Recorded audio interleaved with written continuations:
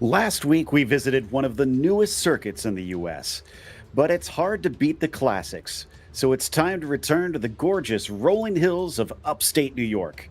That's right, we're at Watkins Glen for round 3 of the Porsche Esports Carrera Cup North America. That said, there was plenty of drama during round 2 back in Miami. Let's get a quick rundown by checking out some of the highlights from last time out. There is the green flag, and it's already 4 wide at the front. My goodness, and the Coanda car's absolutely swamping Sean. He gets a little shot from the back. That's going to send him a bit wide, but Mitchell de Jong will come out with the lead once again at the first corner. As here is that incident coming out of turn 2. There is that green flag, and they are off. Cars immediately trying to dive to the side to try and find position. Most of them defending to the inside. Coming down into turn 1. We have a 3 wide restart anyways, and we got cars turned around. It's carnage in the middle, and there's one upside down and has rolled. You can see the tip around just in front. He basically takes the massive hit, and then look at that. He just gets tipped. That side-by-side action between Belleman, who's up to 14th, and Aiden Young. Aiden manages to come out ahead in that one, but man, Belleman up 18 spots since the beginning. But you need to posture to get that, but the outside can hold. Look at Johnson, look at, round's gonna go John Johnson. He forced them out so wide, there was nowhere for La Charité to go. And Johnson also not gonna defend that inside, as there goes Caron, and he's almost got the job done, but it switches back through 12. He'll be on the outside. Can he hang tough as it goes back into 13? Yes, he's got it done, and still the pain is not over for poor Alex Johnson. Now Dragata is going to try and mug him, and he gets by. And did he get some help, or did he just outbrake himself? He's to the inside of the 33. Hovesen tries to shut the door. They make a little bit of contact. Very far on the inside on this defense. The drive's going to be there through turn 2, and suddenly you're turning around and going, well, where's the place? A little bit too bouncy over the inside curve. Now's going to need to try and pick this up through 4 and 5 here as Dragota, and suddenly he's turning around and looking about Nathan Olsen. He might want in. So too will Aiden Young. Leonardo Dragota still trying. He'll have the inside now at 7 and 8. Finally, he'll get him dispatched. What a move. Belleman's going to try and take advantage of it. He gets down to the inside. Oh, but they come together, and they're going to wind up turning Belleman around. And see what got us here. Zavadil. Car was to the inside. Oh, and who was that? Just the innocent victim. Look at that move then. Just cutting up and under here on Daniel Ferguson. This is going to be about who's bravest, and they need to be the last of the late breakers here to go and make this happen. Inside would dictate normally who takes the corner, and they all match each other on the brakes. There's just enough room between them. Find your sandwich point, and there's still 3 wide. Brilliant. Xander is not quite there. Neither is Sean Campbell. He actually manages to make a little bit of contact with Mitchell de Jong. But as they exit the corner, it is going to be a perfect 2 for 2 for Mitchell de Jong to start the Porsche Esports Carrera Cup North America Series.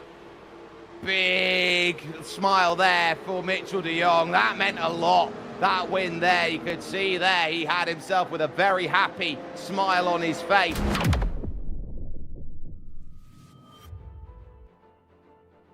There was a lot that happened in only 40 minutes on the track, and that's not taking into account there was even drama in the qualifying.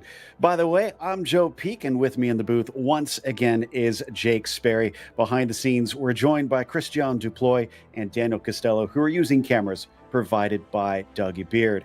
Now, Jake, this track is going to be narrow. It's almost going to be like a street course like we had last round, but it's not quite. Regardless, it's known for being punishing.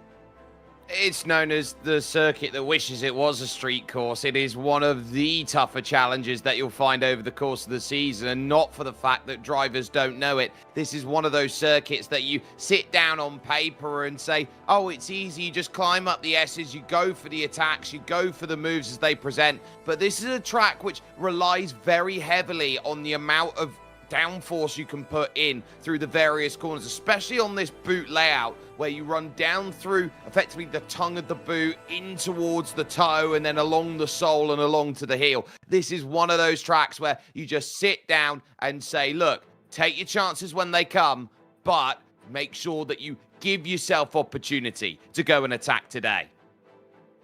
Yeah, and make sure that you take chances that aren't going to put your race at risk, or else you could be out so quickly. We mentioned this is round 3, and that's out of 6 rounds. So if we take a look at the calendar, that means we're going to be halfway through as soon as this race is done. It is a quick season for this series with no drop weeks. We started off with Sebring, went off to Miami. Now it's up north to Watkins Glen. We'll hop over to the Midwest for Road America, and then it'll be Indianapolis for the penultimate round, staying in the Midwest, and going back south for Road Atlanta to cap things off. Quite a few classics in here, but I have to say Watkins Glen definitely a favorite, both amongst drivers and fans. But talk to us a little bit more about it here, Jake. Well, this is a circuit that has seen it all, that has done it all. It was raced in Formula Racing in the 1970s, and it's been a track that is home to the likes of the 6 Hour of Watkins Glen, a circuit where you attack down the hill to the 90, but up through the SS section is the prime place to get it done. You're looking to go at that bus stop chicane, or what is the inner loop that leads to the outer loop at turn 5. That's your key place today. You're always setting up for there. From there, turn 6 down through the chute is going to be important. Then the toe of the boot, turn 7. If you can get that corner right back up the hill, turn 8 at the heel of the boot is a really good chance for you. Turn 9 is off camber. It creates difficulty out there on this circuit created in 1956. And then you got those 2 transfer corners of 10 and 11. And Joe, if you do just set up that run at turn 10, turn 11 is absolutely sensational for seeing how the pass will come to play. And those passes could be important because Mitchell de Jong, with 2 wins in the first 2 races, has a perfect score right now. Xander Reed with 2 second places in the 2 races. So almost perfect score, you could say. But then it is Parker White who has moved himself into those top 3. From down there, we have expanded beyond the top 20 who have scored points. But as you can see, with only those 2 rounds, there are quite a few of them that are tied at the moment. We'll see how things start to shake out as we get to that halfway mark shortly. Let's take a look at the few remaining drivers that have points. And Jake, those that are still looking to get on the board. Yeah, 22 then are on the board, and so it means that there's a further 18 who are not and would be very desperate to go and jump on up there. And I think what's critical right now in terms of looking at where everyone's looking, it's only 28 points in that 3rd place. So everybody, I think, still has a reasonable shot if they can chain together a few good rounds out there. And I think, Joe, if they can just chain a couple of rounds, they're going to be in an absolutely huge position today.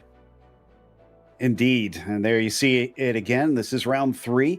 It's going to be a 40-minute race, just like the real Porsche Carrera Cup North America. And then it is fixed setups in this series, so everybody is on the exact same footing.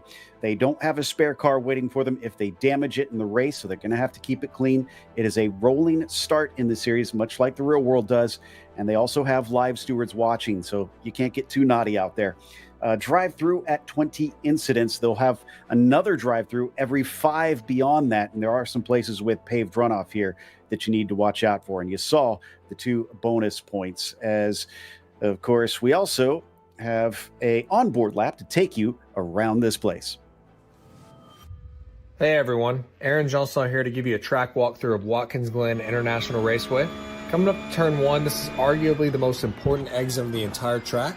Track limits is a big deal here, so we want to be as early as we can on the power without going 4 off of the curb here on the exit. Flat out through the S's here in this car. This Porsche has a lot of downforce, so we don't need to lift at all here.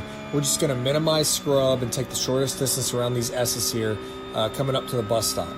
So this whole bus stop sequence, we want to be a little bit early everywhere with not a lot of steering to keep speed up.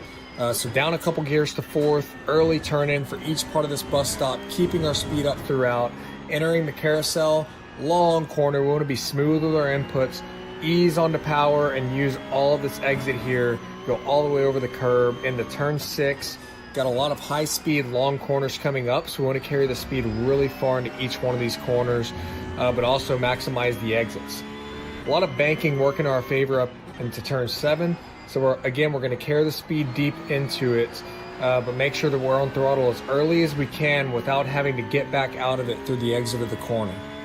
Coming up to turn 8, this is a bit of a tricky one. It feels like a point-and-shoot corner, but it's longer than you think. So you want to keep the min speed up here, be patient, roll the throttle, and be really careful of those track limits, keeping one tire on the curb at least. Off camber turn 9, we want to be really patient here, get the car straight before we get on the power to save those rears on the exit from getting loose. Turn 10 is just a crack in the throttle, maybe a little bit of brake to get rotation, but make sure we get back to the left to set up for turn 11. And then another really important exit coming onto the straightaway, but staying out of the wall here. Really, really busy lap around Watkins Glen. You can see all the various drivers going to be taking part in this one, including Aaron Jalsaw had a bit of a change in his schedule.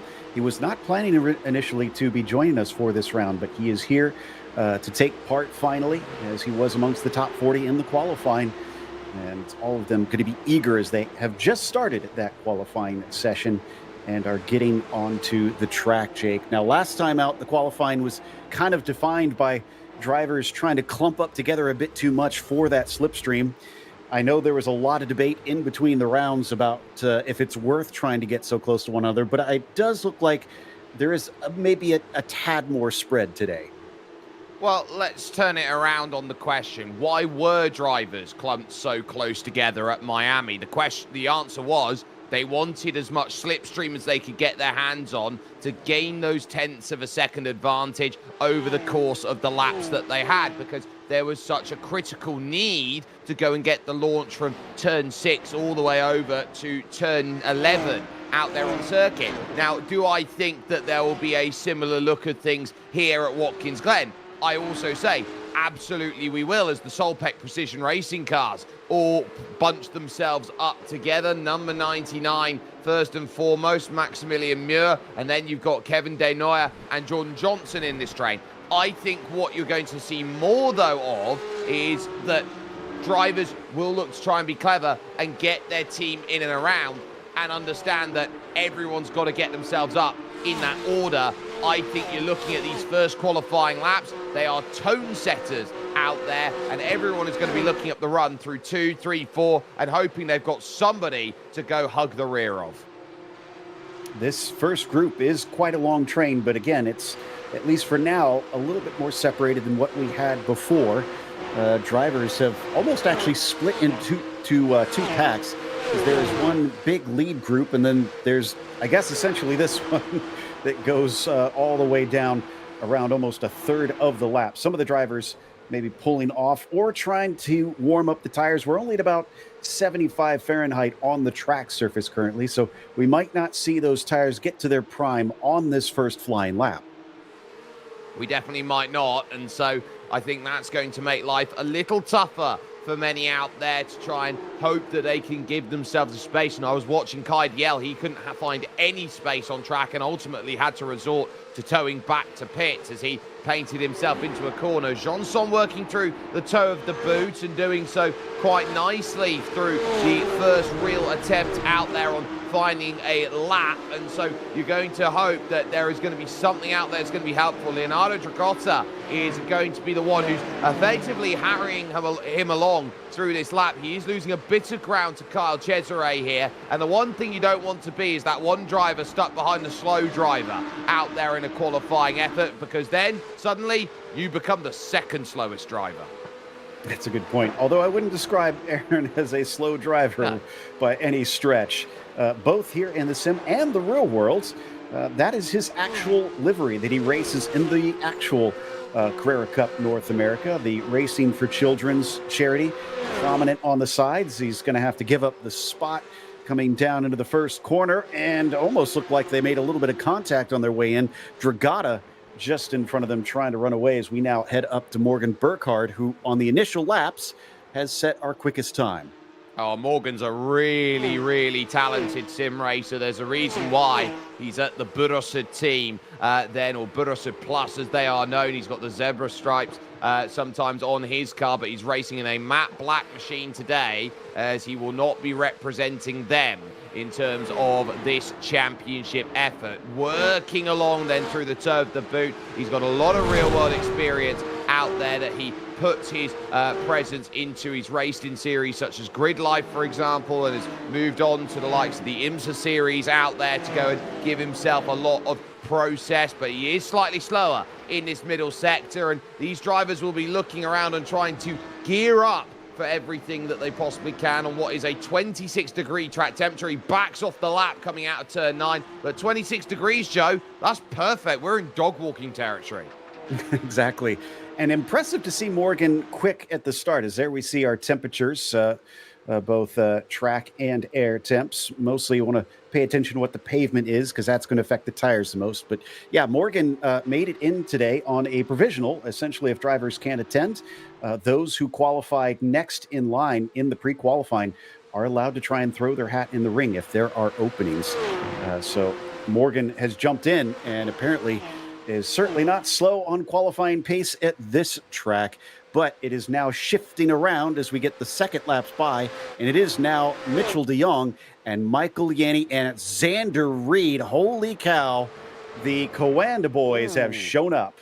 And Ross O'Connor goes around then and tags the Armco on the outside of the inner loop. So that was really tough out there. But Coanda 1, 2, and 3, exactly what the doctor ordered as they all look to try and put their time down on the board. It is a statement lap compared to everyone behind. Aidan Maytaish in 4th, Guy Levesque in 5th, and then Antoine Lecharité in 6th position. So if you want to say what's the team to beat, right now it's that one, and Levesque having to dance through, I'll see in front of him a lot of cars dancing in that Falcon Sim Racing livery right now for the number 44. He's looking around at it and seeing Luke Wallace, who's sideways all over, and he'll try and stay with Gregory Hoverson, teammate just in front. Exactly. The Canadian has some help on that front. Drivers all doing their best to pull off to the side if they know they are not on a flyer here, to keep out of the way of those drivers who could be improving. And it looks like the middle sector, nothing really to write home about for Levesque, but it could be this final one that helps him out, although it's less of a slipstream portion on the final stage of the track. Let's see where he winds up this time by, and he does improve down to a 43.9. That's going to put him on the second row. He'll take 3rd place at the moment. Oh, that's a huge accident up over the top, and this is what we're expecting here. Trouble's out there. I think rule 1 of sim racing is don't hit your teammate, but rule 2 will be don't hit your teammates, plural. That's 3 WSR cars in the fence. And the unfortunate side for them is, because this is a fixed setup, this means when they reset for the qualifying, it's going to be full of fuel again, considering we're about just beyond halfway through. That's going to make it difficult to improve on their lap times from there. Let's hope that they can get it together and manage to find something decently up the order. Maytaish is down into the chute here, into the boot section of the track, and he doesn't seem to have many of his teammates around him at this stage, unfortunately. No, but what he does have in front of him is Christian Moniz, Guy Levesque, and Gregory Hoverson. So it's still a very quick train out there to go and get that pace. Big shout out as well. 7th position here for Paul Darling. He is having a very good qualifying right now as Maytaish pushes hard through turn 8, now up into turn 9, having to lunge down the inside. You are pretty much trying to look around everywhere and go, well, are you or aren't you on a lap? Gets the clearance on Hoverson as he looks to now finish another. We'd mentioned that we have a couple drivers that race in the real world. I failed to mention that Morgan also amongst those. He races in the IMSA Michelin Pilot Challenge Championship in the Cayman for Porsche. So representing the brand as well in a few other series. In the meantime, Levesque now up to the pole position by 7 thousandths over Mitchell de Jong. Mitchell's just getting ready to finish a lap, so waiting to see If he can overtake him, Alex Johnson moves into second across the line. De Jong does not improve on this lap. Instead, it is Max Muir who jumps up to the top. And suddenly you've got 5 cars within a tenth of a second of each other, and Muir in the number 99 is there. There's a massive wreck though as they're going through here. Kyle Cesare sees Maytaish has been involved in it, and so there's a lot to deal with. Sean Campbell just about was able to skirt out of trouble. It was Maytaish Muniz and Luke Wallace who has been a little bit in the wars as far as this has gone. So now it's down to improvements. We're down to just 4:44 left on the clock. If you're not out there on track right now, you know that those lap times are just not going to be found, and anyone getting caught in an incident here, we said street circuit vibes. That means the accidents come back onto the circuit and catches multiple drivers out there. I've already seen it a couple times in just the first 10 minutes of this session. Michael Yanni in the number 23, sandwiched between his Coanda teammates. Are they setting up for a run? Does look like he had a pretty decent second sector, so he could actually be on a flyer. Could just be the nature of that slipstream. It could very well be, and this is where you have to just stand up on song and say, my draft is good enough. You can see the pass over on Sean Campbell trying to stay out of the way. Xander Reed having to lift off, then with Alex Johnson just in front, was getting a little bit too close for comfort and not leaving any time there, having a little trouble blinking about slightly as they'll now make the push over towards the line. The improvements needing to be found. Gianni on a 43.8 will go to second with that attempt, and will know that this gap is being whittled, and they are just trying to whittle over and over. This is the Maytaish man. Oh, so he's caught the curb wrong on the inside. That's bounded him across into the anti-cut, and it's Yanko on the inside, and then going back across the circuit, avoids initially, but then the checkup that comes along creates the next chain reaction. And that is a curb that does indeed cause problems in real life as well, since it was changed in recent times with NASCAR making that request. Helped them out, but it certainly causes problems for a few other vehicles that go racing here, unfortunately. Watch out for that Coanda team, because in the first 2 rounds, Jake, we have to remember it came down to the last lap and really making that final push, and they seem to master it even amidst the chaos. So I would not count them out, even though they are not on top right now. No, but this would be the first time that they've had to actually look at themselves and go, we don't quite have the magic formula at this moment. They're desperately trying to line themselves up together. This is a big team effort to go and put them into that place. Alex Johnson happily riding the coattails of Aidan Pohl and William Rasmussen over at Kaizen Esports. So they are going to be staring down the barrel here of whose toe can I get? How powerful will it be? And how high up can we go? 2 minutes left, and so now you're turning around. Anyone who doesn't cross with 1:44 left on the clock, they are going to have 1 lap only to go and set. And my mark at this moment is turning to Antoine de Charité and Andrew Caron and Daniel Ferguson. The WSR drivers are the ones who are going to be bubbling by the looks of it.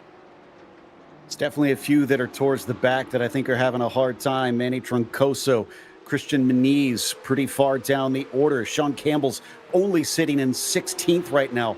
All drivers we know are quite fast. Xander Reed only 8th currently. There could be some serious disappointment here, or there could be some great celebration. Aidan Maytaish, who currently sits in 6th, crosses the line. He does not improve. This is going to be his final flyer. Xander Reed really struggling with blinking out there now, and he is going to note that, and so too will the stewarding team. Mitchell de Jong out there at this point. He's now trying to pull himself up from 5th position. The car that's on the top does the legwork, and everyone else then is given the chance to chase on down. There is Mitchell with that lovely Porsche steering wheel back then on the wall next to his favourite circuit, the circuit de Spa-Francorchamps. But as he works through the toe of the boot, Mitchell de Jong just knows, find the marks, get the drive out the exit, and note that he only needs to find 2/3 of a tenth of a second. Doesn't sound like much, Joe, but 2/3 of a tenth here is the difference of 3 rows on this grid. This is how finite the margins are, and this is the last gasp attempt now, really working here in towards turn number 9, trying to get the steering. You can see how much he has to counter steer off the exit.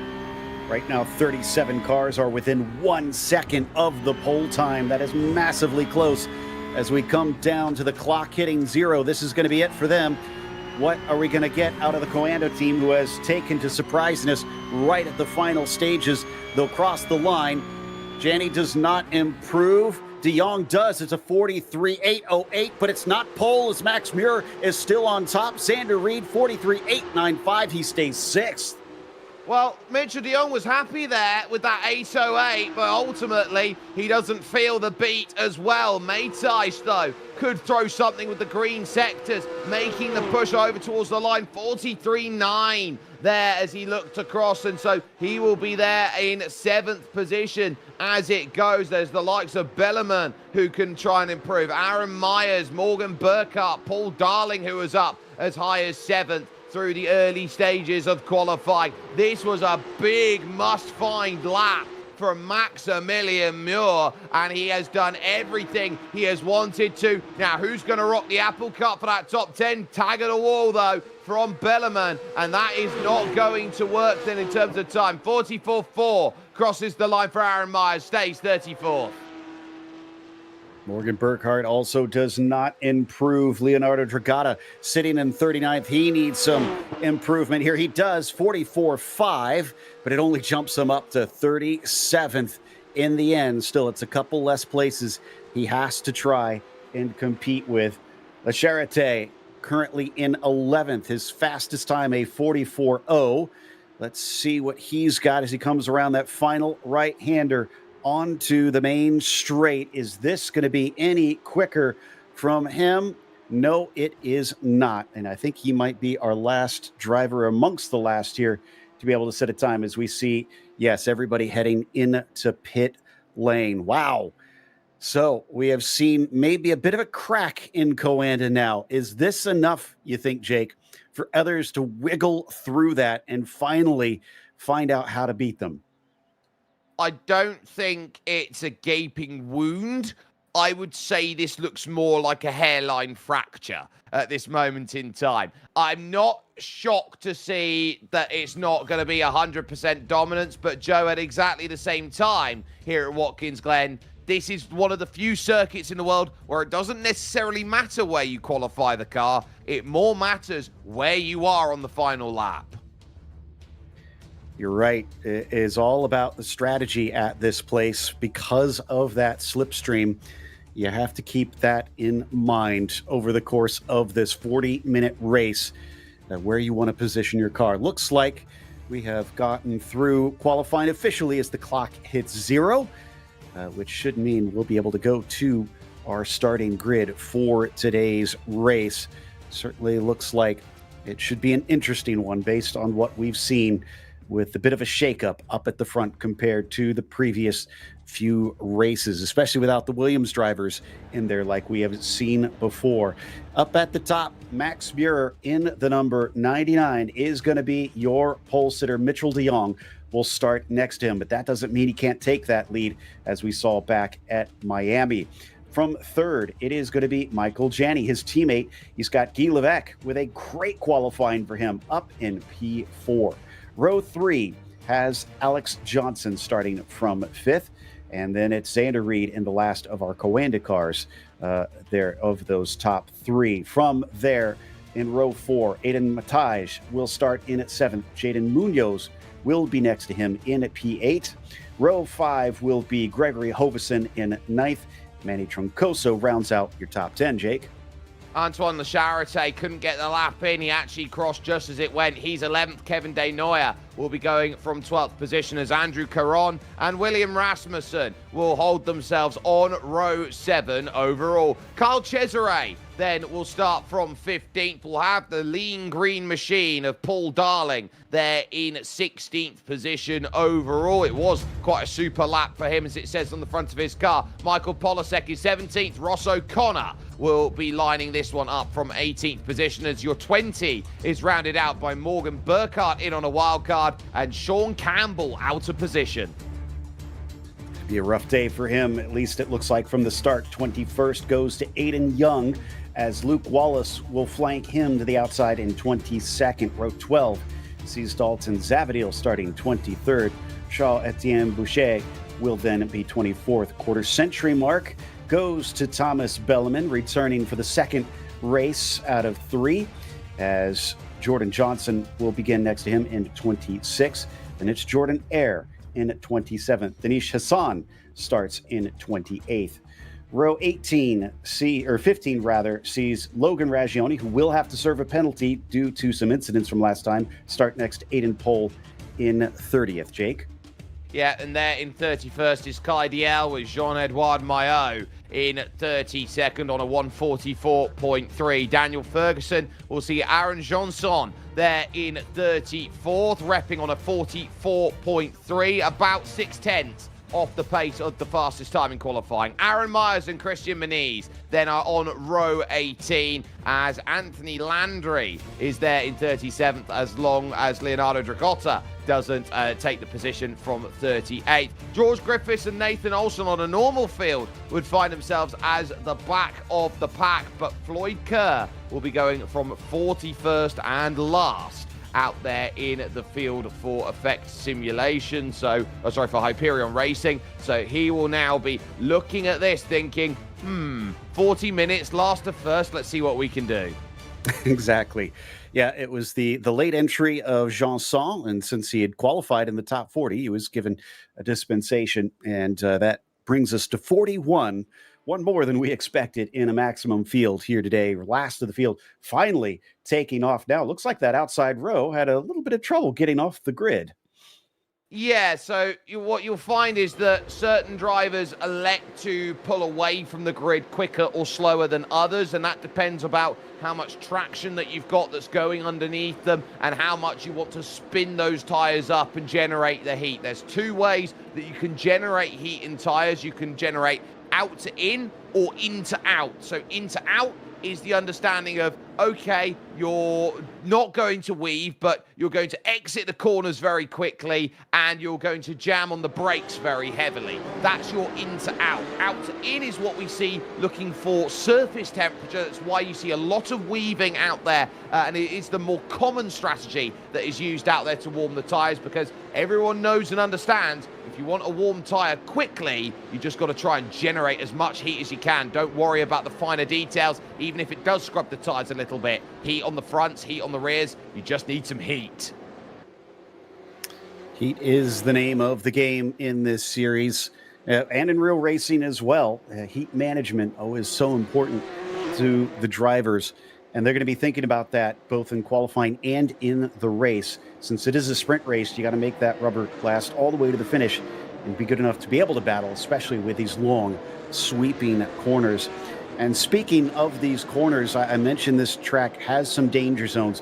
What are the big areas that viewers maybe should watch out that could cause trouble, Jake? Well, I would start by the S's section. Turn 2, turn 3, turn 4. If you get turn 3 anything incorrect, you tag the wall on the outside, you are going to see a 30-car pileup, and that's not even an exaggeration out here around this place. You also have to worry about down into the chute. That's going to be causing maybe a more underrated issue out there, where drivers are just going to lose the rear through that section, tag a little bit too much grass. And then finally, if you're not paying attention out there, turn 9, so easy up through turn 10, where you just try and put the power on here up the hill for this off-camber turn 9. And again, so easy to see a car slide and understeer and tag there on the outside, that wall of tires. Max Muir in need of some good points here. He's going to start out on the pole. Can he capitalize upon that, turn that into a victory, or just simply a good score for today? Could Mitchell de Jong make it a hat trick to start off the Porsche Esports Carrera Cup North America? As we wait patiently for them to come out of the final corner, there we are. The pace car pulls off. It is under the control of the 99 as they wait for the call from the flag stand, and there it is. Green flag is out, and we accelerate away. Once again, we get cars going almost 5 wide, coming down to the first corner. It does expand out here, but you got to be careful as they all try to find their way out of the 90, up the hill. Drivers trying to stay within track limits on top of things, and it looks like so far so good through the 90. Troncoso was the worry for me up on that start. He was really out there in trouble, and there's going to be a tag for Jaden Munoz that's going to put him now into a 3-wide situation. Good start, though, at the front. Mitchell de Jong, he has led the most laps in this series. He's back in front again. Levesque with a big power move to get himself up to second, and look at what it means for the train. Already now 7/10 of a second they've got to work. Makes you wonder if drivers do want to be leading this race. Do you maybe just hang back? There's no fuel saving to be had, but maybe it'll be an advantage to just bide your time. Meanwhile, we already got a car spinning off, and that is Max Muir, our pole sitter. He's thrown it away on the first lap. Oh, it's really a big shame. There was also an issue going through the S's as well, worth noting. Ragione was caught up. Christian Muniz and Dinesh Hassan are down in the pits, and a yellow flag has been called for the multiple incidents.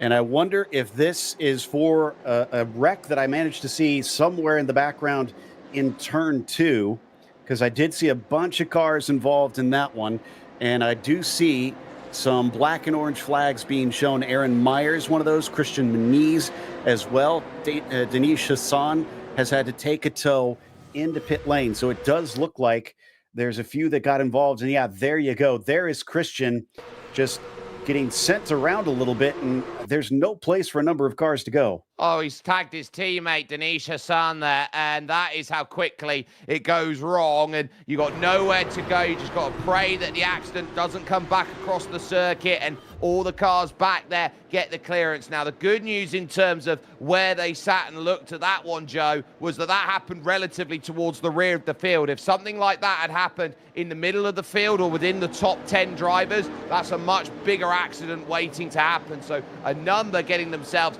caught out, wrong place, wrong time, but one lap then has scored itself complete. Mitchell de Jong in control, and critically, his teammates are 3rd and 4th in Jani and in Reed. So those two will be looking about at this going, great start for Coanda once again, and they haven't had the lockout yet this season of a 1, 2, and 3. They've had 2 1-2s, but not a 1, 2, 3. So we slow it down, at least temporarily. They will have to back up. There's no cars really to wave back around at this stage, although there are some a lap down if they are able to return to the circuit, but I'm not sure if they'll get that wave around having been into pit lane. And even then, they're not going to have much time to get around what is a very, very long circuit. We have to remember it is 3.5 miles around this place. It takes a long time to catch the pack. It does, so it's a lot of work to get yourself out and around, but you also have the other side of the coin, so to speak, out there, which is if you are going to have to take the tow available and you are trying to repair your car, or if you've driven into the pits and taken that repair, if you're running at these safety car speeds out there, you're going around at this stage about 90 kilometers an hour, there or thereabouts, 95. So you're talking about, what, 70, 75 miles an hour out there. We'll take another look at this here on the start. You talk about what you need. You can get 4 minutes of repairs done before you need to get out, go around, do a lap, and try and sneak a little bit more. But look at that. 4 wide and 4 wide behind that. Troncoso took a tap and ultimately got shuffled. It's very lucky. He was in the grass, it looked like, under braking. I'm kind of amazed that he made the corner and all of that. So, yeah, it was close up there at the front. You could see already having lost the lead. That is Max Muir. Oh, was that a number of cars bouncing off the wall, too? Yeah, you get understeer through turn 3, did you know? And that's because you've got all these Porsche 992.2 Cup cars all there, all looking to stand themselves on ceremony. And for, I believe it would have been Mateish there, that was showing just how tough it is. Now, this is where it goes wrong for the likes then of Johnson. As we take a look from Hoverson's perspective, you hit the brakes, you're into the chute, lunge down the inside is there, it's clean, and then the Solpet car just goes around as it hides behind the trees there. So very quick, that move can go all the shades of wrong that you're trying to avoid out there. But in a critical world of it, sorry, that would have been Muir. In a critical world of it, you're trying to keep yourself on lap one with cold tyres, safe, maybe driving at 95%, and then when the tyres allow you to go to 100, you then push at 100. Yeah, that shows you even the best in sim racing, without any help, can find themselves kind of off to the side there at the chute. Also, worth mentioning here, in the first two races, it was kind of Coanda versus Williams up at the front often. Now, it is switched around a little bit. It is Coanda versus Falcon Sim Racing instead. We've mentioned Hoveson and Guy, both with great qualifying, but they have managed to stick with this top group, and the top 5 are split between those two teams. Yep, so they've got all the confidence in the world to say it's between us today, and position and placement, I think, is going to be critical. Now, we do have another replay here to go and have a look at. So this will be Aaron Johnson's view of this as he tries to work through. This is the in-car perspective, so you're trying to work through. So smoke in front, gets to the outside, and then sees the second car come across. Now, are you going to be able to avoid it or not? Oh, he's so good at finding the lane and the channel. Cars are going to the outside. He dives it over to the inside and says, well, what's all the trouble about? I've got clean air in front of me now. That was a real Cole Trickle moment for him. He somehow escaped it. I'm sure all that experience in the chaos that is Carrera Cup helped him along on that one.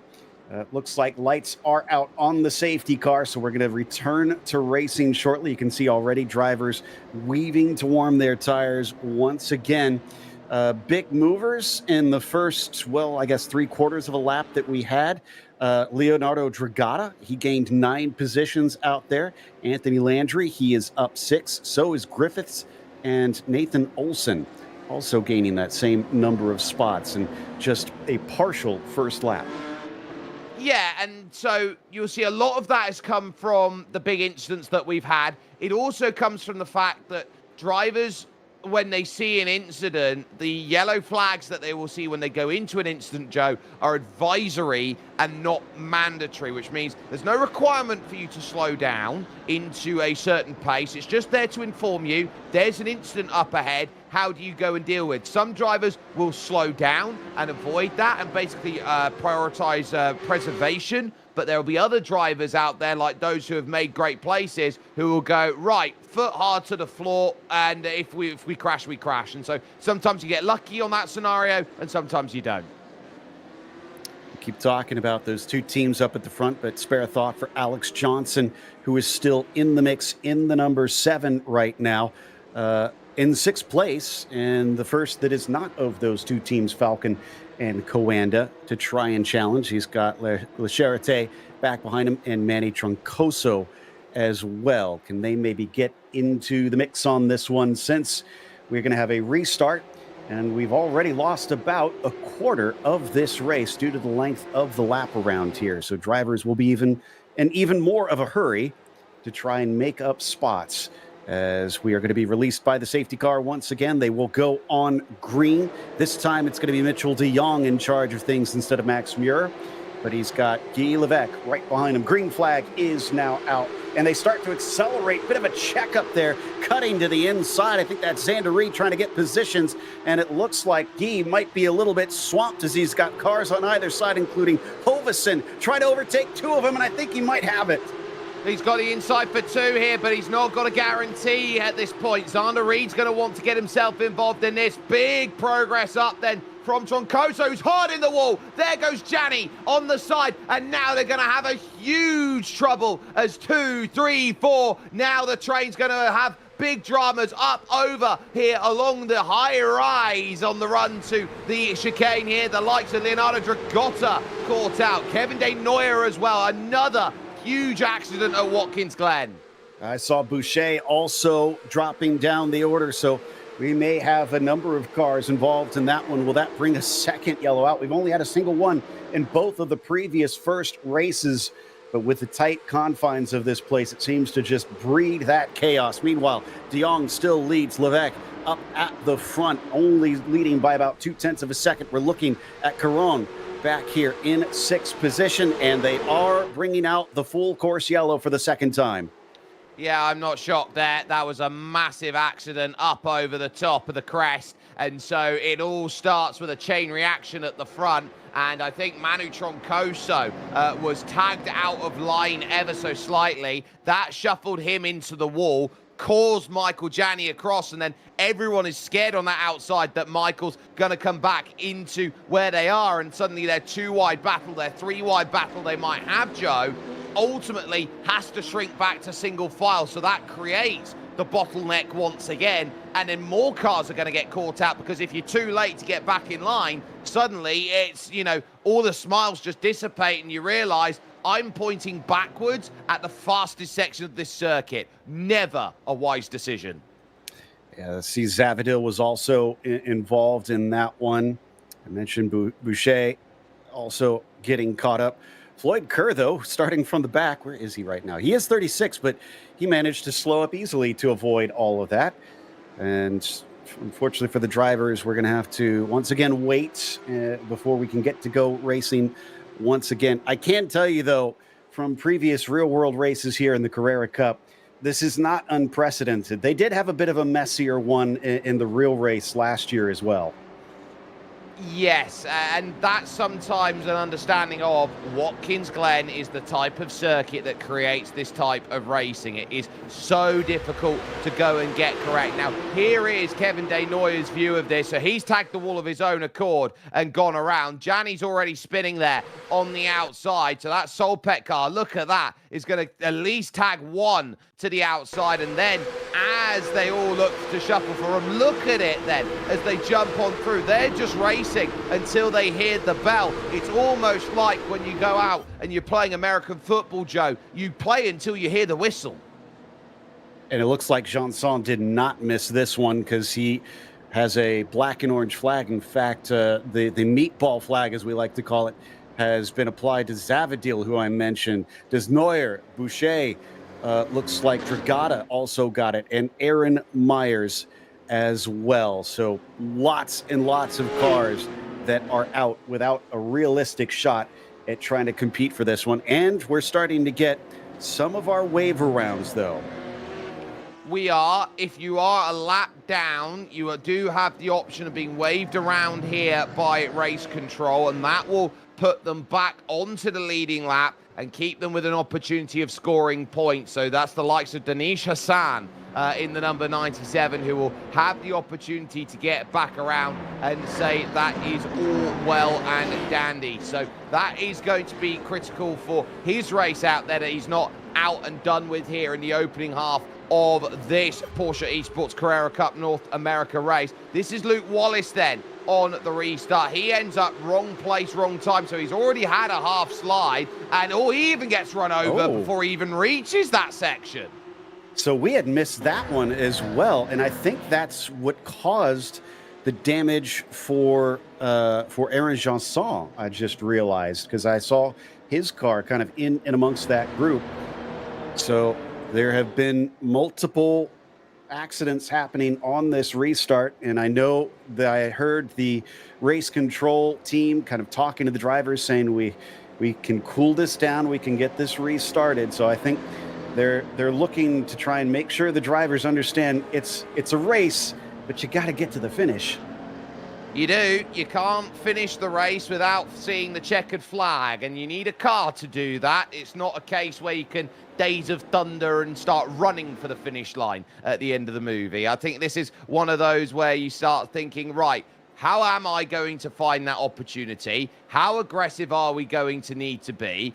Who are we racing out there against? And Are we turning around at this and saying this is going to be a 3 safety car race or even a 4 safety car race that's going to take all the time out and say we're going to get maybe 2 or 3 racing laps? It's going to have to take drivers to take the ego out of themselves at this point in time, realize that there's no need to go and attack so early, give yourself opportunity to go maybe at the chicane to go and make those moves. But you got to remember, they're racing drivers. They absolutely want to take any position that they see at any point in time.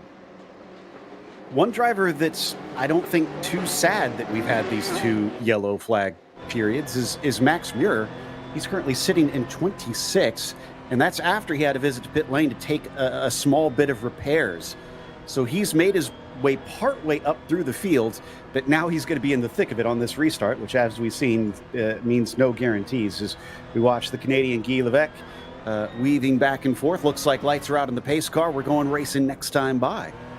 We are, and you're seeing this full circuit weave as well from Guy Levesque here. This is a massive weave to get the heat into the tyres, and it is so exaggerated. I've hardly ever seen any car like it out there on the surface doing as much weaving as they do to try and keep the temperatures up. But critically, yes, it's great that for drivers who are further back, they are able to profiteer off of the positions that everyone else loses by getting involved in incidents. The flip side of it is, of course, with less cars, incidents are less big if you find yourself seeing an incident in front of you. So there are technically less places you can gain on that style of picking up the positions. You want to get there on pace. If you had a bad start, it's not a bad way to recover the places. I'm trying to count how many cars are now left. It looks like 31, I believe, are on the circuit. So we've lost 10 of them so far. Glad that it's that few. I say that few. That's still a quarter of the field, unfortunately. So hopefully they'll be able to come back next time around when we go over to Road America, be able to have a little bit of a better race. But Mitchell de Jong better have these restarts practiced because he has to do it all over again. He does, and it wasn't necessarily that he got a great start. It was the fact that it was the 2 Coanda cars behind that tried to leapfrog the train that was critical. Xander Reed was lightning fast on the reactions, but critically, Gregory Hoverson was able to sneak away to the inside, and that really hurt things. So now for Mitchell de Jong, he will be listening out and trying to go, right, when's that drop of the green? How aggressive can I be? And lest we forget that Manuel Troncoso can be, on his day, a very tough driver to try and deal with when he goes and attacks. Exactly. So watch out for him. But for now, it is Falcon sandwiched between Coanda as the pace car is in and the green flag is out. We go racing once again. And it's a big move from Troncoso. He gets a magnificent start. Meanwhile, they're fanning out, coming down into turn 1. 3 wide for third place. They'll manage to make it work as behind. Everybody is now looking for position to head into the S's.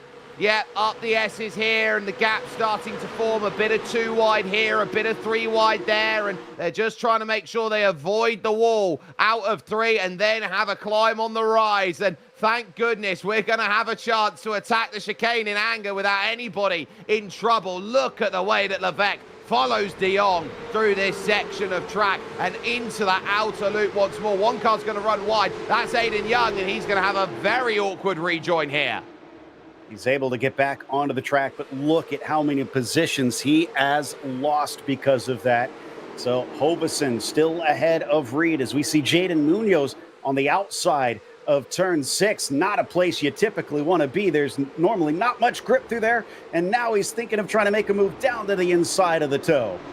Jaden's one of those drivers where he goes hot and cold. I think he's a driver who has race-winning potential on some days, but then sometimes he has the occasion of going missing, and he hopes to not have that. Bulleman then and Jordan Ayres side by side as they work to the heel of the boot and try and get a clearance and a wiggle there, as there was just a case of cold tires and a tiny bit of contact for Belleman, and that is going to open up Mayo to the inside. Nathan Olsen's going to pick one up as well, and this is what happens in pack racing like this. It's like Talladega, but here on Seneca Lake, here in New York, it is very much a case of find your draft buddy and then make sure that you don't break the buddy system.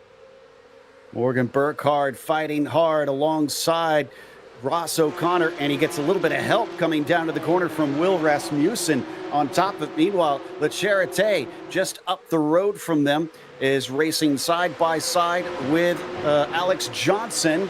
Now they're going to have to give room. We've seen what goes wrong when you don't here up the hill. It looks like space has been given this time. It has, but now they're going to have to fight for an apex here, and it's two teammates working together. La Charité is not giving this one up, really attacks the inside and keeps keeps Aiden Maytage pinned. Andrew Caron, teammate to La Charité, is there. So suddenly, the fiercely forward WSR battle that is out there right now, they're basically playing role of best of the rest. Big lunge down the inside with contact for Andrew Caron, and that will shuffle Morgan Burkhardt through as wide goes Caron, missing the corner. It's going to be able to keep the inside because of that. Morgan Burkhardt can't quite get underneath him. Meanwhile, side by side between O'Connor and Matage, and they're going to carry that battle on down into the heel of the boot now, but without the inside completely shut, they'll at least hold on for the time being. The 74 hangs tough, and he's rewarded with the inside of 9. Yeah, no, it's off camber here, so you struggle through the middle of the corner. You can't put the power down the way you'd like to. Good move by Ross O'Connor, dealing with Aidan Maytage, William Rasmussen, Sean Campbell, and Jordan Johnson there. So this is Aidan Young, bottom right corner of your screen, just catching the curb wrong by the looks of things and having to abandon the ship. And I note as well, Xander Reed at the toe of the boot. Got the pass done on Gregory Hoverson, is now up into third position, and now has the fastest lap of the race to boot. Help is coming, Mitchell. It's in the form of 777. And for poor Logan Raggioni, the 2 caution periods means he's only just now able to serve his penalty from last round. Mitchell de Jong under threat, but getting some help. There is a little bit of a bump, and they're going Talladega style, as you mentioned earlier. Guy trying to work a little bit together with his rival. Do you see how much Guy Levesque bounces over the curbs there and can't get the car planted and settled to keep the foot pretty much planted down and keep the speed up? You've got to, in these Porsche Cup 992.2s, have as much calm as you can, because, Joe, very simply put, the amount of travel we are seeing here is huge, and so you've got to make sure that you are keeping the car away from the curbs a little bit more than you think you should. Maximilian Muir to the outside, though, and this is getting busy and around the top 20. Remember, 15 scores points. Yep, just ahead of Olsen and Muir, but he's got Mayo just in front of him. Looks to the inside, but nothing doing. Darling, though, under attack from Kai Diel, who tries to get underneath him down at the heel of the boot, but just nothing doing for now. Paul will hold him back, tries to cut back underneath him. The Williams driver just about gets the exit, but it's too short of a run. It is. It's almost one of those straights where you wish you had an extra 100 meters to go and chuck it down the inside, and Kai knows it, and I think everyone else does. Now trying to work down the hill over towards the 90 and finding that pass. I think this is really going to be tough for DL, but obviously if you are going to make the move at the 90, you leave yourself vulnerable. So that's why sometimes we see drivers wait at the 90, gives them a chance to go for the move, as Xander Reed jumps then looking for second, and this is going to be a boxing then for Guy Levesque if he's not careful. Stuck to the outside here, no room given. There's the shove out, and everyone jumps on in, nowhere to go. That was very, very heads-up driving there by Hoverson and Troncoso. And critically, we've seen it a couple of times, Joe. I just want to point out, NASCAR-style track limits. They can use all the road. Oh, but look at that. Troncoso says, give me a piece of this. You guys are having too much fun. And that brings Hoverson completely off the track for a brief moment. He's very lucky he got away with that. Alex Johnson's been shoved wide through the chute, and he has now gone from what is effectively chasing everyone in 6th place to all the way back now with Jordan Eyre in 15th on 1 championship point. Yeah, right now, Alex is at the tail of those drivers in the points, as you heard Jake mention. There you see that big group behind this one, but it looks like Troncoso did manage to get by Hovesen. He is now up into P4. What can he do to upset all of this? Is Xander Reed definitely looked vulnerable to Gregory when he made that move before, and I'm pretty sure Manny was watching that. I'm sure he was, and he'll feel like he's got opportunities now to go through. They would have all studied each other in terms of what they're capable of doing, and now every time they find themselves with another lap, another minute 44 around, they're building up the worldview. They're trying to get more understanding and say, well, how does this driver race at Watkins Glen? And they will get all of that and then some. Rasmussen in the train, Le Charité there too. It's Morgan Burkhardt who will now be the one looking to chase down Andrew Caron. But for the moment, Gregory Hovesen, the one thinking about how he gets a move. Back to Morgan Burkhardt we look then. No changes in the train here, heading through this lovely bus stop.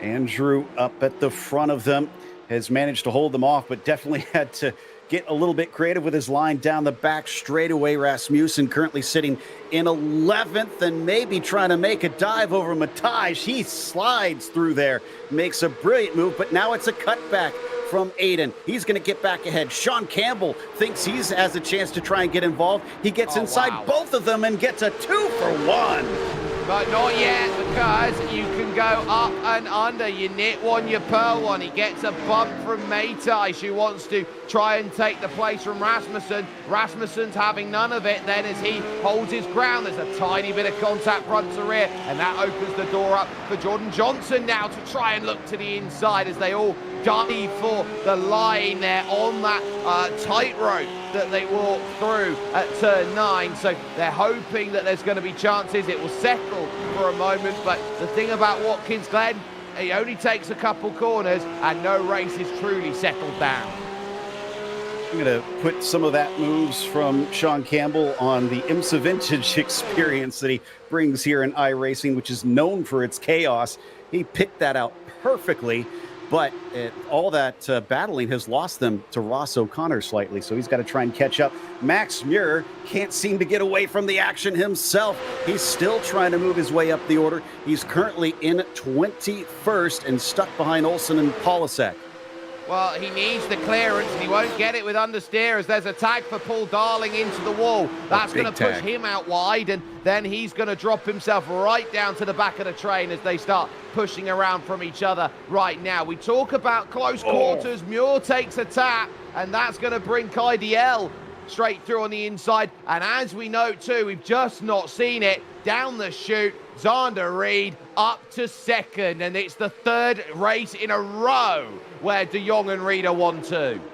It's not over yet. They still have 12 minutes to go, and it looks like Guy is hot on their heels as we watch Max Muir kicking up all kinds of dirt, but the 97 is going to be able to take the position away, and in fact, just behind him, it looks like George Griffiths is going to try and take advantage as well as they come together.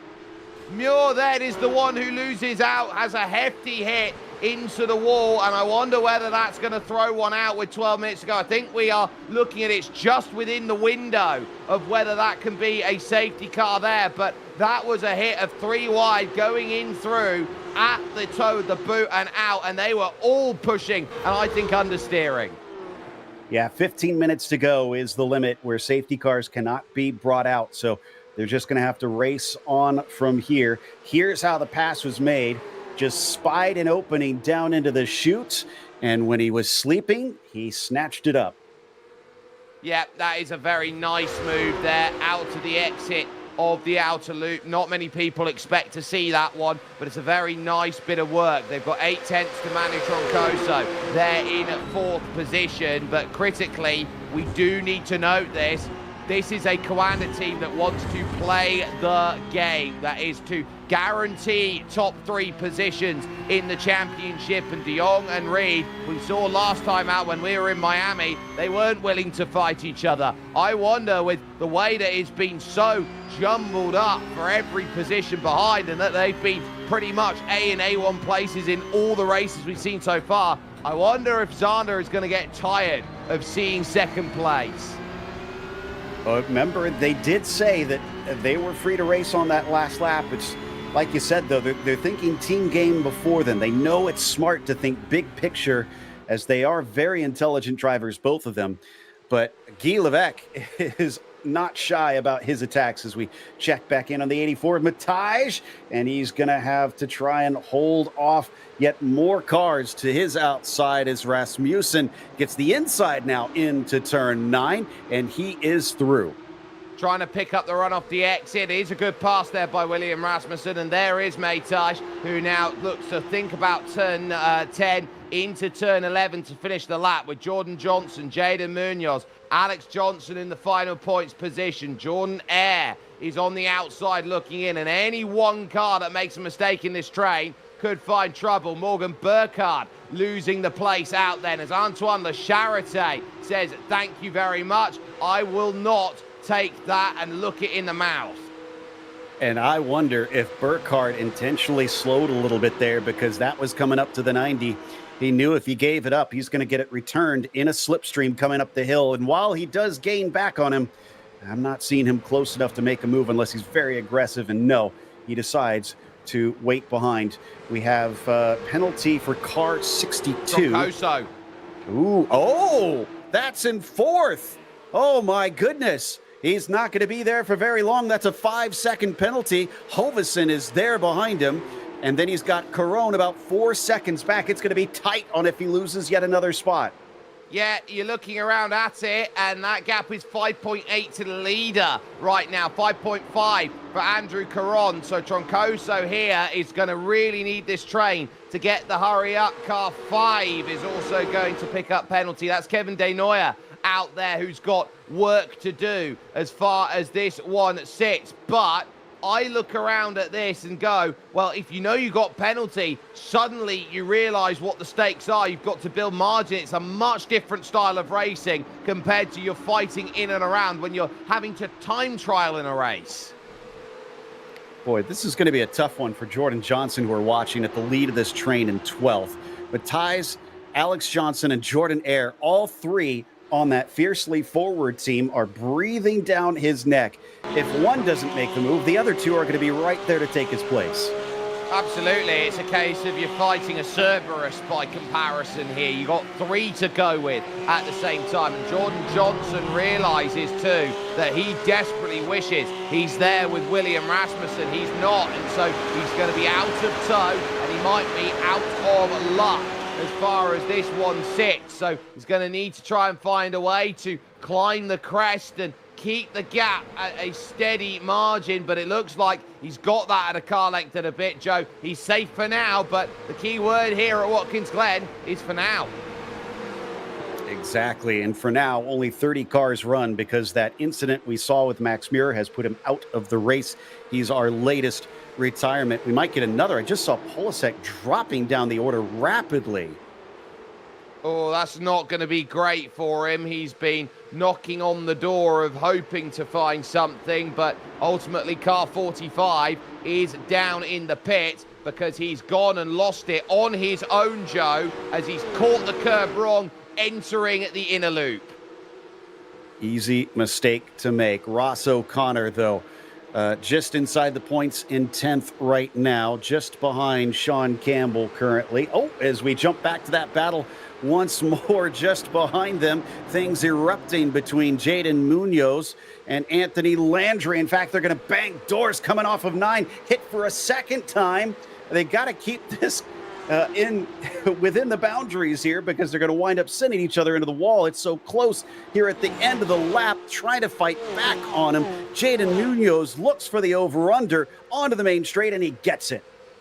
Yeah, he's got the line, but Landry has got a very nice amount of drive with the slipstream in front, so he can chop the nose through the 90, cover it off, and now use the toe of Jordan Eyre to keep himself away. So that's the problem for Jaden Munoz down there in 17th. Sean Campbell now eyeing up Morgan Burkhardt here. He's been dropped by Lasharatenka on the WSR teammate. Now starting to pull away. Campbell can't quite beat out on the brakes, and it's not often that you see Sean Campbell beaten under braking.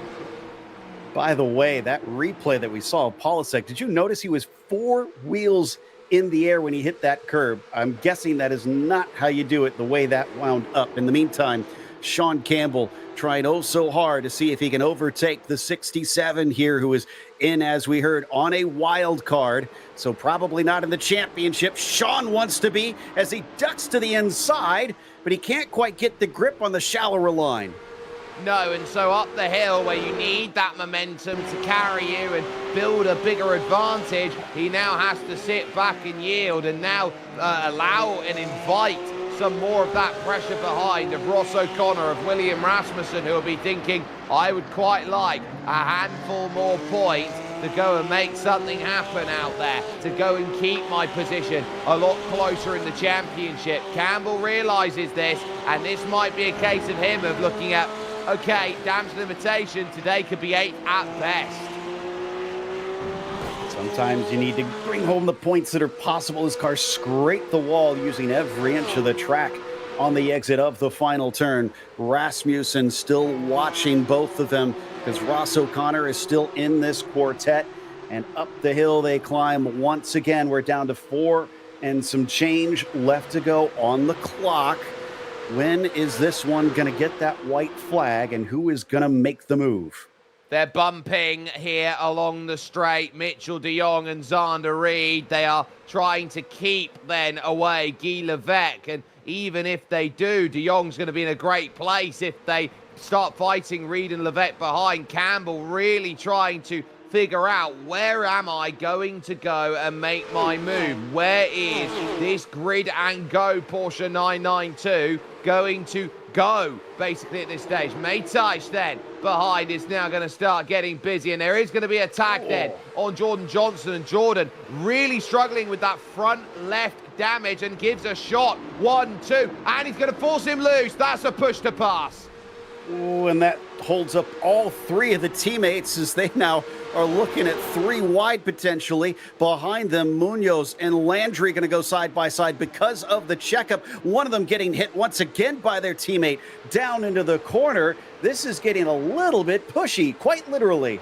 Well, it's for points. It's for points critically. And so with Alex Johnson holding it, Landry and Munoz here, they're basically going to be scrambling over each other right now, trying to escape the pit. The one issue that they're going to run into is the more that those two fight each other as Munoz holds the line through the final corner, there goes points. They all drive off into the distance, and there's nothing they can do about it. There's only one that's going to be left out in this game of musical chairs. Johnson gets overtaken by Maytaj, this time coming onto the 90. And so he could pay him back coming up the hill. Meanwhile, you see a little bit ahead of them. Oh, you are right. So Xander Reed actually going for it this time, and he is going to get by Mitchell. Yeah, with 2 laps to go, he decides, right, it's my time. I don't want to sit back. I don't want to wait. I don't want to be the one who has to play second fiddle out there. He has just decided, this is my moment to make the move and invite the pressure of those behind. If he does so, he might have a chance to run away. I do like this move. It is a little more risky out there, but sometimes you have to invite risk. Look at that from Manu Troncoso. Down the inside, fighting Guy Levesque. He knows he needs that place. He knows he needs time, and now he's going to fight for it. Exactly. He's going to do what he can to try and get the gap over those behind. Worth noting that Hovesen did smack the wall coming out of 6. Speaking of smacking, the 2 just fighting one another, making contact out of the heel of the boot. They'll carry on and again make a little bit of contact, and Hovesen is going to wind up facing the wrong way. Can he keep it out of the wall? No. And he's now going to have to be very careful on the way he rejoins circuit, and he does so effectively, but he's got no rear spoiler now on his Porsche Cup 992.2, and he's going to be dropping and looking at what was a surefire top 5. He might not even get points on the final lap if he's not careful. Now Troncoso fights side by side here again with Guy Levesque, and Levesque still has to hold his line on the outside. He knows through the S's it's big, as it is for the two leaders, and I wonder whether Mitchell de Jong is just going to try and sail on back. He'll go to the outside then at the front as the fight for third is there, but for the race lead, Mitchell de Jong sweeping around the outside of Xander Reed, back in position again. And they have been freed up to battle because of that back and forth between Troncoso and Levesque. Question is, what was the time when we crossed the line? There's the contact with Hovesen before he wound up getting into worse trouble, unfortunately, coming together with Troncoso. And here we go, down into the heel of the boot, or the toe of the boot, rather. Will we get to the finish in time, or is this the white flag? I think this is the white flag. They've got 30 seconds from here. They cross with 1:32 left on the clock. And so they're very much lining this up, Joe. This is the last great chance to make a move for Xander Reed. Thinks about it to the inside. It's covered. He's finished behind Mitchell twice now already. Is it going to be 3 for 3 that they're 1-2 in the same order? Or can he make a miracle pass here at the end? You can sometimes see drivers get tricky using the over-under at the final corner. Can he do it? Or is Mitchell de Jong got this one locked up for the third time in a row? He is not managing to force him into a defensive move. I don't think there's anything there. Mitchell de Jong is going to be your winner in 3 out of 3 races to start the season. Well, they say to win once is to maybe have a bit of fortune. They say to win twice means you're a contender. To say to get the first 3 races of a season in play, you are on a different level. Mitchell de Jong has deserved that one, and I wouldn't say that he's outpaced everyone. I wouldn't say he's really done too much. I think he's just got in the head there of Xander Reed and just completely outthunk him. And Manny Troncoso did finish in third, as you see on the tower on track. However, remember, he has a 5-second penalty, and that is going to put him at least behind Levesque. Now, whether it's close enough to put him behind Corona, I believe it is. Oh, and wow. Charité, so he'll be put at 6.9 seconds off. The Charité crossed the line 6.865 behind, so that will drop him down to 6th, Joe. Okay, so let's take a look at our finishing order on this one. Unofficial results, obviously, with Mitchell de Jong taking the win. And you've got Xander Reed finishing in behind him. From there, it is Manny Troncoso, who again finished in third on the road, but we believe, will be put in 6th. Guy Levesque should get bumped up to 3rd. Caron up to 4th. La Charité up into 5th. From there, Morgan Burkhardt was 7th. Sean Campbell, what a recovery, up into 8th, and he had to really fight for that one. Ross O'Connor was 9th, and Will Rasmussen was 10th. In 11th position, Gregory Hovesen. He was able to score points, but a surefire top 5 gone with a couple laps to go. Aidan Maytash is there in 12th, ahead of Anthony Landry from 37th to 13th on that run. Jordan Johnson is 14th, and Alex Johnson is the last one scoring points out then here today, as Jaden Munoz just misses out with Nathan Olsen, Kai Diel, George Griffiths, and Danish Hassan from being backwards and a lap down to a top 20. Not too bad. It's a shame he's not going to get points for that, but a commendable drive. Floyd Kerr is going to be in at 21st. Jean-Edouard Maillot was 22nd. Paul Darling, 23rd.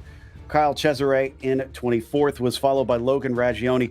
He actually had a second penalty due to an incident early in the race, apparently. So he had a second black flag, and that put him 25th.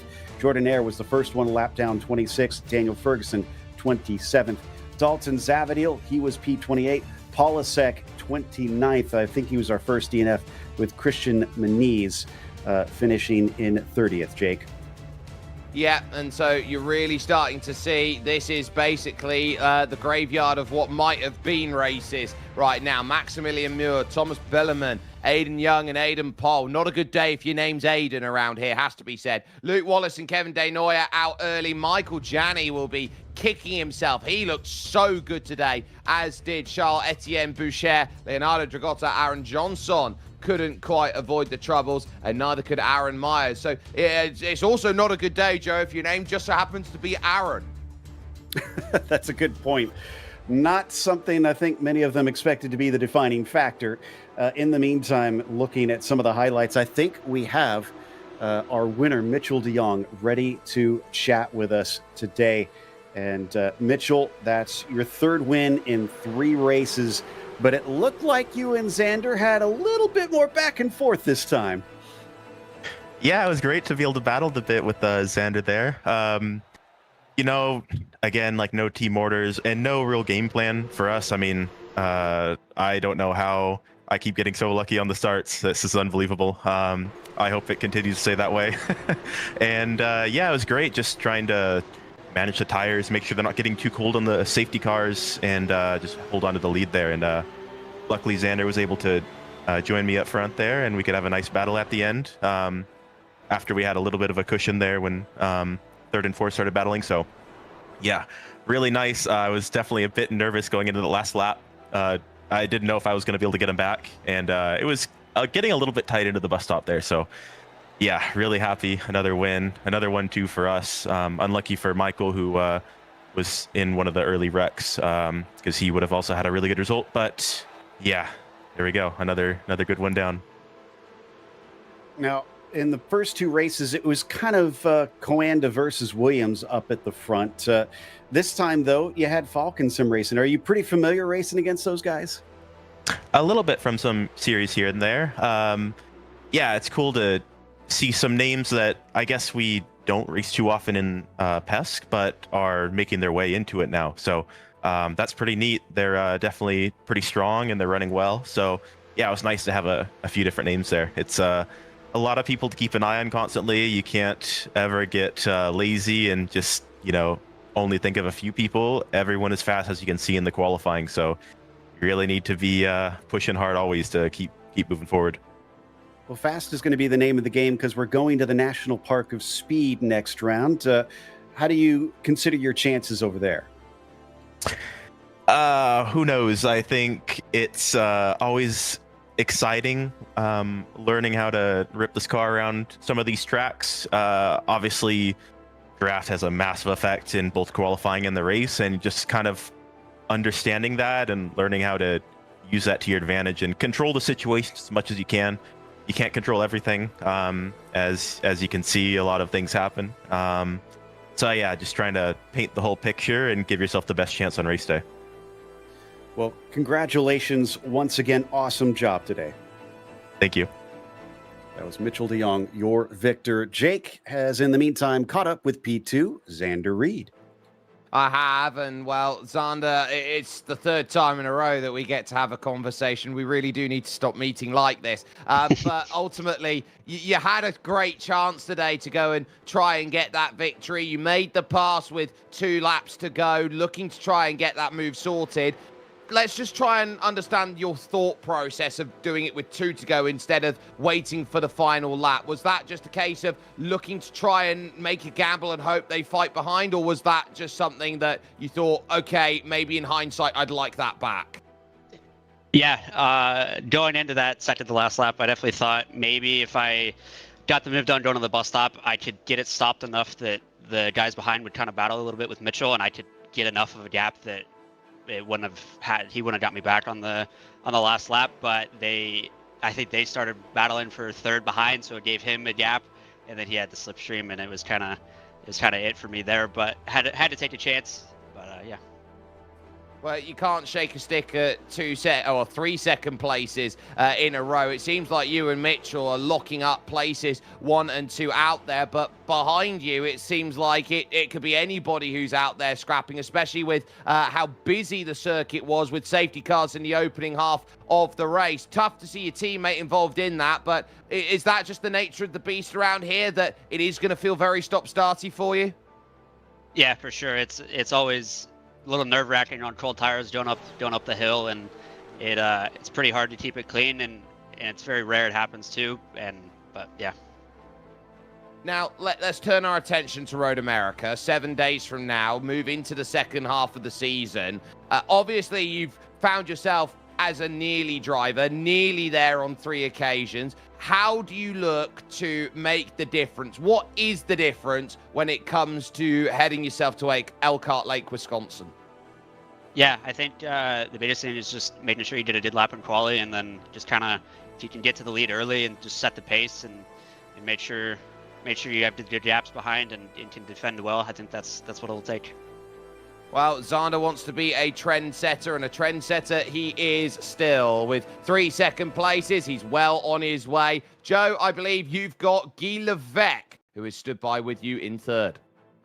Indeed, I do. And Guy, congratulations on the podium. But we heard Jake describe it as stop-start out there, not just, I would say, because of the yellows, but it looked like you guys would kind of settle in, and then suddenly someone would make a move, and it felt like it erupted. How do you handle that bipolar style of racing?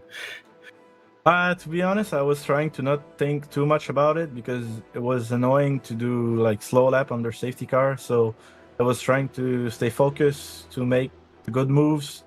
So that's why I let Xander to pass through, because I didn't want to fight, because I didn't want the train to lose the gap we had, because top 5 was gone. So I really wanted to keep that gap and then fight later. And then the swap around from the Coenda guys, like on the second to last lap, messed my strategy a bit. Like I wanted to make a move there, but they were too wide going into the bus stop. There was no way to go 3 wide. It was suicidal. So I decided to stay there. And then later I did a little mistake in the last corner that made me overheated the rear, and I was settled in for P4 behind Manuel, but and then I knew he had a penalty, so really happy about this P3 tonight. Now, we've seen Coanda race close together quite a bit, but you and Gregory did a great job managing to be up there amongst them. How much were you two in communication? Well, pretty much the whole race. We were talking about what to do, when to do them, to do the moves and stuff. So yeah, we are working really well together. So really happy about it. And you came into this tied in 11th on points. I'm pretty sure a 3rd place will boost you up the order. What's your ultimate goal for the season? Well, hopefully top 3 to get a spot in the next round for PESC. And that's the biggest hope, but it's not going to be easy. Like the top guys, the Coenda boys, and some really, really good guys are here. So we need to put a lot of work. But yeah, that's the main goal. Well, best of luck on that. I think you impressed tonight, and great job. Thank you, guys. Guy Levesque, your 3rd place finisher. Up next, though, we've mentioned it, we are going to Road America, America's national park of speed. And as you can see on the track map, a lot of fast straights heading into heavy braking zones. Jake, it is notorious for those draft battles. And what it's also notorious for is that a lot of drivers, when they first jump in and they understand what's a track that suits me, most people gravitate to what Road America is. You can catch that, of course, at 5 to 9 in Eastern time, prime time on your Wednesday night. But it is going to be one of those tracks where I think you've got 3 very big key places you can make passes, and so no move can ever be done around Road America until the final corner's turned. Without a doubt, you got to stay with it if you want to try and be in for the win. at the end of that race. In the meantime, today's race is over, so we want to give a big thank you, of course, to our team behind the scenes, as well as all of our drivers, and of course to Porsche. But until next time, I'm Joe Peak with Jake Sperry. Race clean, race hard. We'll see you on the track. This is the new 911 Cup, a 520 horsepower flat six purpose-built race car. Redline, nearly 9,000 RPM. Put 20 of them together, you get Carrera Cup, one of the longest running international race series on the planet. Every driver gets the same car, same engine, same aero, and in America, the same Pirelli tire. Modifications, not allowed. So when the green flag drops, there's nowhere to hide. It comes down to the driver. Have racecraft? Good, you're gonna need it. For 30 years, this series has tested the best drivers around the globe. Nailing a lap in one of these, there is no substitute.